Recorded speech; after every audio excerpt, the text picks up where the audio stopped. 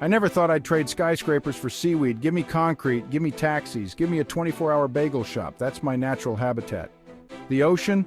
A vast, mysterious soup I'd rather admire from a distance, preferably with a hot dog in hand. But life, as they say, is full of surprises. And so, I, a certified city boy, found myself on a boat about to dive into the great blue yonder. My friends, seasoned scuba enthusiasts, were practically vibrating with excitement. Me? I was vibrating with a potent mixture of fear and indigestion. "You sure there aren't any sharks down there?" I asked, my voice a tad higher than usual.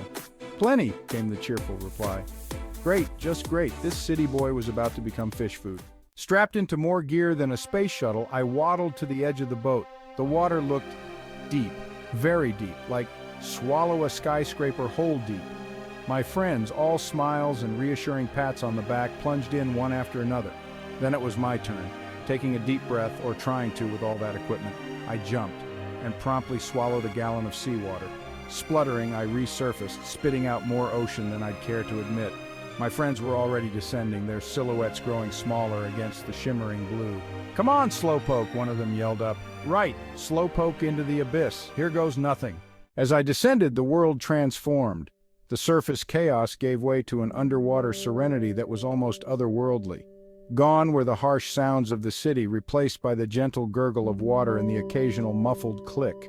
It was as if I had entered a different dimension, one where time slowed down and every movement was deliberate. The sunlight faded, replaced by a cool blue twilight. The deeper I went, the more the light dimmed, creating an ethereal glow that enveloped everything around me. And then I saw them. Fish. Everywhere. They moved in unison, a synchronized dance that seemed choreographed by nature itself. Schools of tiny, shimmering fish darted around me, their scales catching the light like 1,000 scattered jewels. It was mesmerizing, like watching a living, breathing tapestry unfold before my eyes. A giant, lumbering grouper, its eyes bigger than my fist, eyed me with mild curiosity. It moved slowly, almost lazily, as if it had all the time in the world. I half expected a menacing dorsal fin to slice through the water, the theme from Jaws playing in my head. But no sharks. Just the gentle giants of the sea, each with its own story to tell.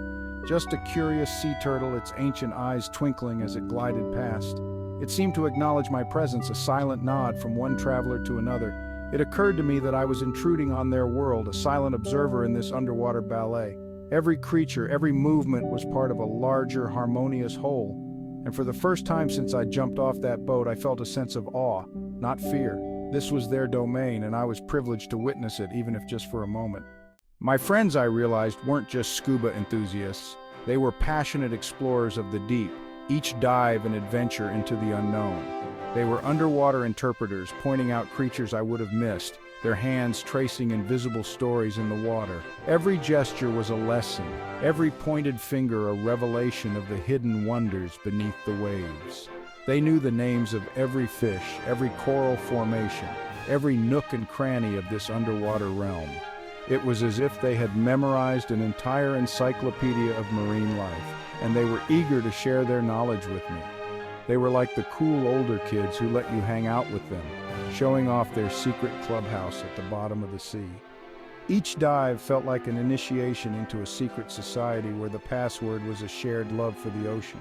One of them, a giant of a man named Steve with a handlebar mustache to rival Neptune himself, even managed to coax a moray eel out of its hiding place. His confidence and ease underwater were awe-inspiring. The eel, all teeth and attitude, regarded me with a look that said, "One wrong move, city boy, and you're sushi." Its eyes seemed to pierce through my mask, challenging me to a silent duel. I gulped, trying to remember if eels liked ketchup or soy sauce better, just in case. My heart raced, but I couldn't help but feel a thrill of excitement. This was the kind of adventure I had always dreamed of. Section 5. A kaleidoscope of fins and scales. The variety of fish was, well, astounding. Fish in every color imaginable, from the electric blue of the parrotfish to the sunshine yellow of the butterfly fish. Fish with stripes, spots, and patterns that would put a disco ball to shame. Fish so small they could fit on my fingernail, and fish so large they made me feel like I was swimming with a bus. There were angelfish, their fins like delicate wings, and triggerfish, their faces permanently fixed in a grumpy frown. There were pufferfish looking like underwater balloons about to burst, and trumpetfish, their long snouts like musical instruments. It was a living, breathing kaleidoscope, a symphony of fins and scales that left me breathless. Section 6, Coral Reef Condos and Anemone Apartments. The coral reef itself was a city unto itself, a bustling metropolis of life.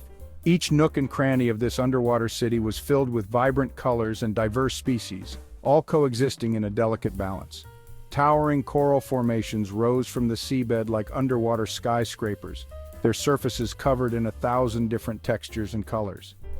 These coral structures provided shelter and food for countless marine creatures, creating a complex and interdependent ecosystem.